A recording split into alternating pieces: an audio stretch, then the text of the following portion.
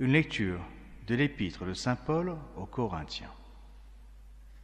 Mes frères, pour moi, en effet, j'ai reçu du Seigneur ce que je vous ai transmis, à savoir que le Seigneur Jésus, dans la nuit où il fut livré, prit du pain. Et après avoir rendu grâce, le rompit et il dit, « Prenez, mangez, ceci est mon corps, qui sera livré pour vous. Faites ceci en mémoire de moi. » De même, après avoir soupé, il prit le calice et il dit, « Ce calice est la nouvelle alliance en mon sang. Faites ceci toutes les fois que vous en boirez en mémoire de moi. Car toutes les fois que vous mangerez ce pain, que vous boirez ce calice, vous annoncerez la mort du Seigneur jusqu'à ce qu'il vienne. C'est pourquoi quiconque mangera de ce pain ou boira le calice du Seigneur indignement sera coupable envers le corps et le sang du Seigneur. Que chacun donc s'éprouve soi-même, et qu'ainsi il mange de ce pain et boive de ce calice. Car celui qui mange et boit indignement sans discerner le corps du Seigneur, mange et boit son propre jugement.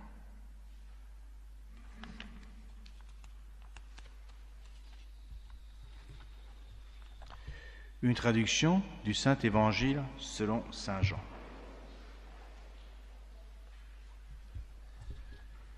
En ce temps-là, Jésus dit aux Juifs, « Ma chair est vraiment nourriture. Mon sang est vraiment une boisson. Celui qui mange ma chair et boit mon sang demeure en moi et moi en lui. Comme le Père qui est vivant m'a envoyé et que moi je vis par le Père, de même, celui qui me mange vivra aussi par moi. C'est là le pain descendu du ciel. Il n'en est pas de lui comme de la manne que vos pères ont mangé et ils sont morts. Celui qui mange ce pain vivra éternellement. » Au nom du Père et du Fils et du Saint-Esprit, ainsi soit-il.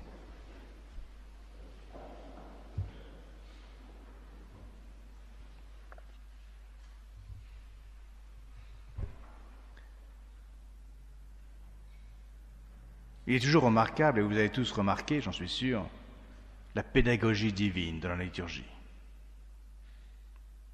Dieu est un Père, et un Père se doit d'enseigner ses enfants.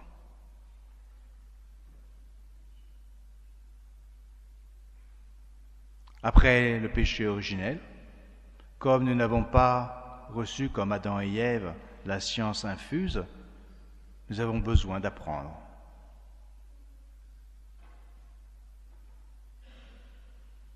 Il vient à notre rescousse.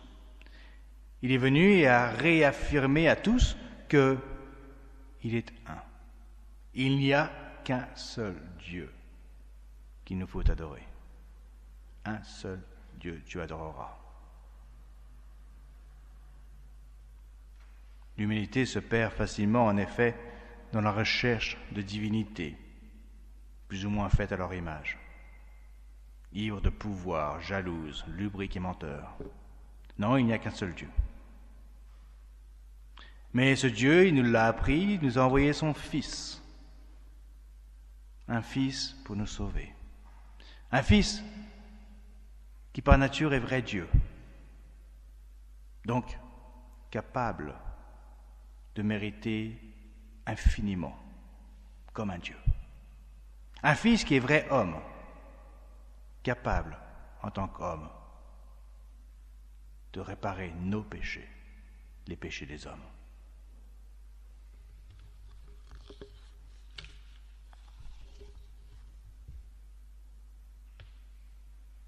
Toutes ces affirmations sont des évidences pour nous parce que nous avons la foi que nous avons appris.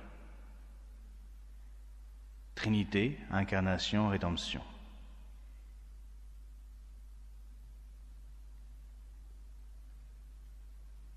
Ne nous habituons pas. Ne nous habituons pas à simplement croire Soyons à chaque jour de plus en plus étonnés, de plus en plus surpris, de plus en plus admiratifs de ce côté époustouflant du fait que Dieu se soit fait homme. C'est pas rien que Dieu soit descendu sur terre pour me sauver, pour nous prouver son amour. Et on parlera de ça davantage dimanche prochain avec le Sacré-Cœur. Fascinante réalité.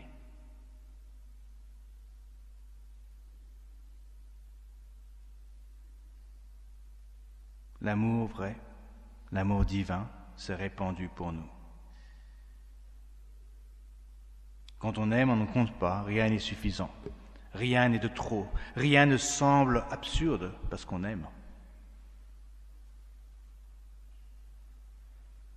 Et saint Irénée nous disait qu'il aimait Dieu tellement qu'il voulait se donner à lui et que si possible, il voudrait se donner comme nourriture aux lions, être mangé par les lions, par amour de Dieu.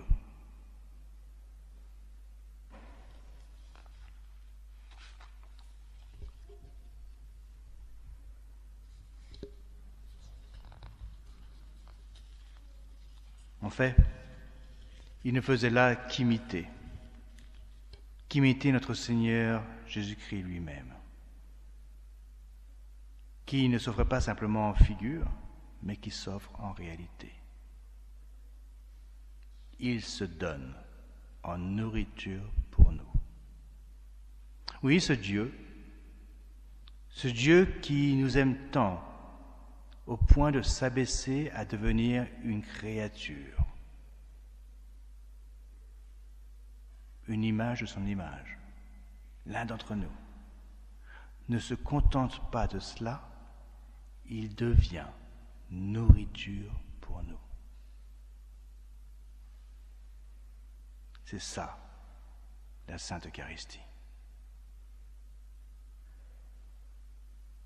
Dieu, non content, non satisfait de s'être fait homme et de mourir pour nous, a voulu encore se faire nourriture de nos âmes et de nos corps. Parce qu'elle est gage d'éternité, elle est gage de résurrection de ces corps que nous avons et qui reçoivent notre Seigneur Jésus-Christ dans nos estomacs, nos guts.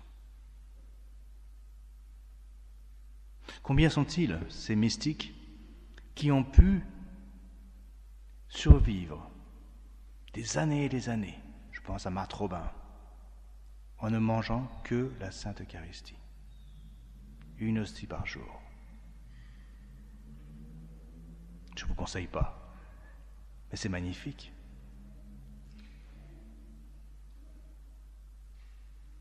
Le choix divin de prendre du pain et du vin, du vrai pain, fait de la farine de froment, du vrai vin, fait à partir du raisin de la vigne, n'est pas innocent, évidemment. Ce sont les éléments de nourriture, le manger et la boisson. Savez-vous que la tradition demandait, et demande toujours, d'utiliser du vin blanc et non du vin rouge pour la messe. Ce qui se fait beaucoup aujourd'hui. Pourquoi ?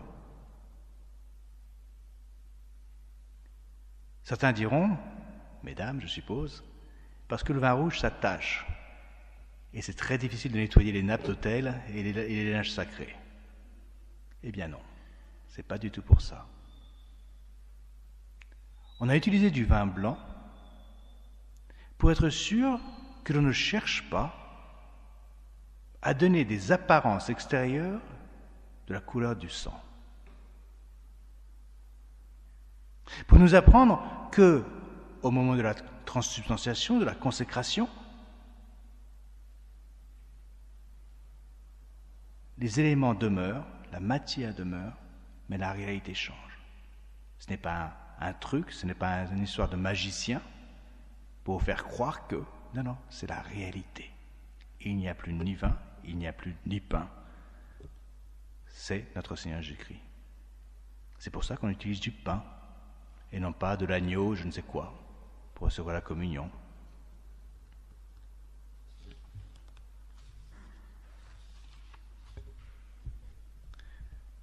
Nourriture du corps, pain et vin, qui vont nourrir l'âme de la vie divine elle-même. Je voudrais encore, si vous me permettez, attirer votre attention sur les mots mêmes de la consécration. La forme du sacrement qui nous est donnée par notre Seigneur Jésus-Christ. Ceci est mon corps, ceci est mon sang. La coupe de l'alliance divine est mon sang. On a compris, je ne répète pas, que c'est le corps et le sang, l'âme et la divinité de notre Seigneur Jésus-Christ. C'est bien entendu. Vous savez que il y a beaucoup de possibilités de faire des erreurs en célébrant la messe. Beaucoup d'écueils qu'il faut éviter. Il y a même, au début du livre de messe, toute une liste de ce que le prêtre peut faire mal, se tromper, que faire dans certaines circonstances. Par exemple, si au moment de la communion, le prêtre s'aperçoit que le vin a tourné vinaigre,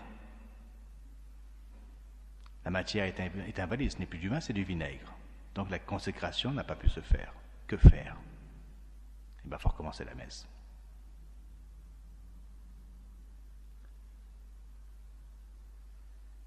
Défaut de célébration, quand on va trop vite ou qu'on va trop lentement.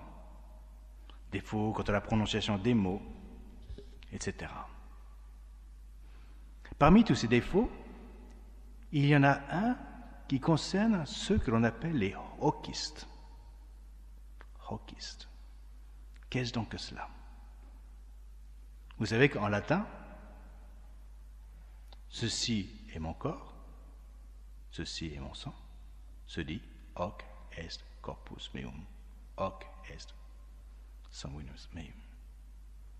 Ceci est mon sang, hoc, ceci. Et il y a des prêtres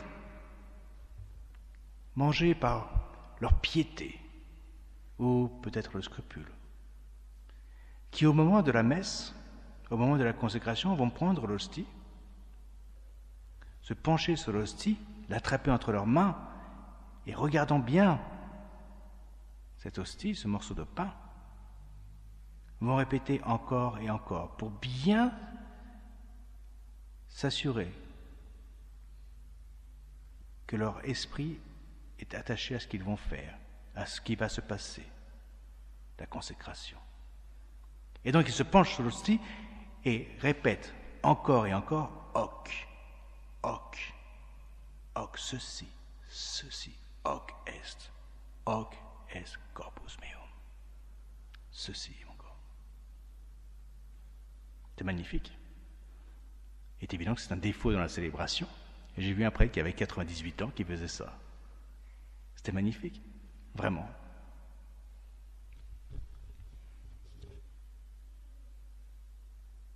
Mais ce que je tâche de vous faire remarquer, c'est ces mots mêmes. Ceci est mon corps, ceci est mon sang.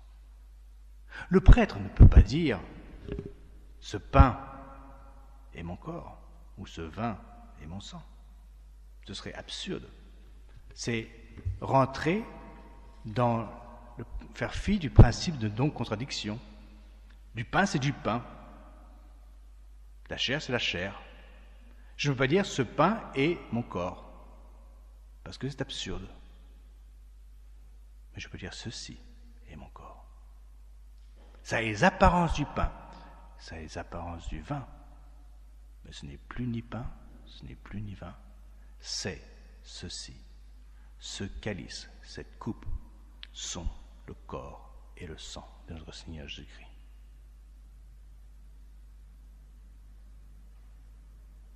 Les mots signifient des choses précises. C'est bien notre Seigneur Jésus-Christ que nous recevons sous les apparences du pain et du vin. Ceci que nous recevons.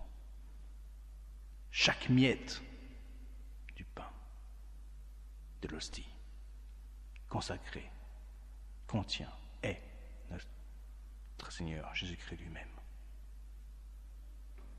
Alors, en cette fête de la Sainte Eucharistie, en cette solennité, apprenons encore une fois mieux à nous préparer, à habiller nos âmes de vertu,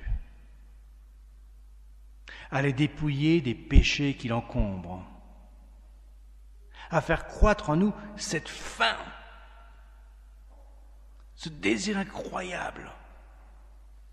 Nous sommes affamés. On veut vous recevoir en vrai, pas à la télévision, physiquement. Nous avons faim. Faites croître en nous la foi et le désir de nous recevoir, notre Seigneur.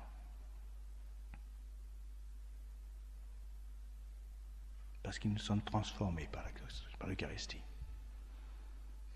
Si en effet, toute nourriture que nous recevons est assimilée par notre corps et devient nous,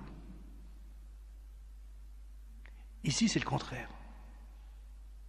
Lorsque nous recevons notre Seigneur Jésus-Christ, ce n'est pas l'hostie qui est assimilée en nous, c'est nous qui sommes transformés en lui. Nous devenons à chaque fois plus proches, plus vraiment fils de Dieu, fils et filles de Dieu. Alors, puisse cela transparaître dans nos yeux, dans nos façons de parler, dans nos attitudes. Oui, puisse la Sainte Eucharistie que nous recevons soit comme la flamme, la lumière qui brille à travers nous et qui éclaire le monde, et que chacun puisse dire en nous voyant, voyez comme il s'aime, ainsi soit-il. Au nom du Père et du Fils et du Saint-Esprit, ainsi soit-il.